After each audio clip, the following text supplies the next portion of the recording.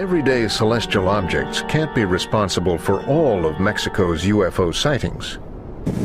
Take, for example, this remarkable object seen hovering in the vicinity of an active volcano called Popocatépetl. That's clearly not a planet or a star, and it certainly isn't behaving like an airplane. The object was captured on video by architect Mario Ramirez, who lives in the shadows of the volcano.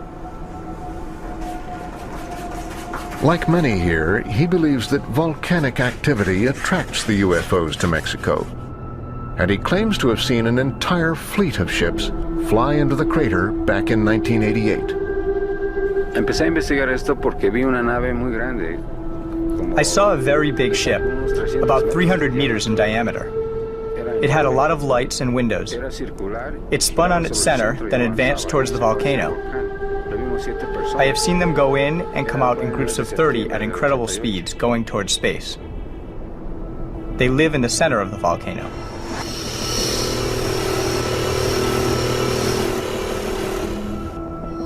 Back in 2000, Ramirez was studying a stone formation near the volcano that he thinks is some sort of ancient astronomy textbook, when something caught his attention. Estaba yo aquí en esta piedra, haciendo observaciones con el cerro Tlapaltepec. I was here at the rock, making observations of Popo.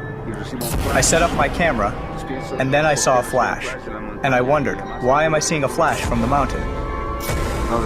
What Ramirez eventually records appears to be an object that hovers over the distant mountain. Tal vez más adelante. I looked up, and there was a UFO up in the clouds. I thought that they were trying to communicate with me. It remains aloft for nearly 2 minutes before disappearing behind the peak. What does our professional wet blanket, Tom Callan, think of this intriguing object? The volcano video.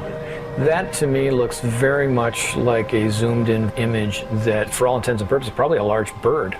And if you look at it, it appears to be flapping at the same time, as if there are extensions on it that are flapping, and that's something that I wouldn't expect in some kind of a extraterrestrial vehicle of any kind either. Of course, not all unidentified flying objects are simply cases of mistaken identity. Some appear suspiciously like cheap old special effects, or the occasional pie tin tossed into the sky. Enough with the video evidence. What about close encounters of the second kind? The cases where the UFO reportedly leaves actual physical evidence behind. We'll be looking at the footprints of a supposed UFO and asking what on earth could have made them. In September 2004, a series of rings appeared on a small, isolated patch of land near Guadalajara. The landowner called in architect and UFO researcher Daniel Dominguez and his team to investigate.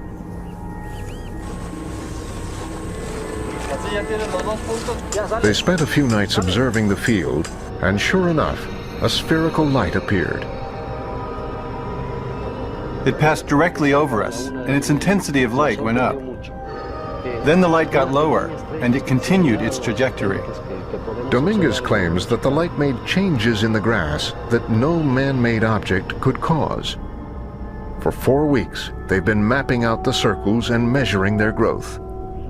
They're also taking soil samples to test for radiation, which Dominguez believes caused the circles.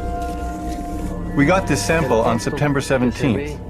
As you can see, the grass has a greener tone, and the blade's width is bigger than the rest of it. And this shows us that it was subjected to this radiation. From the evidence we've gotten, I'm inclined to think that these circles are products of a light energy that is produced by an object that comes from further away than the stars.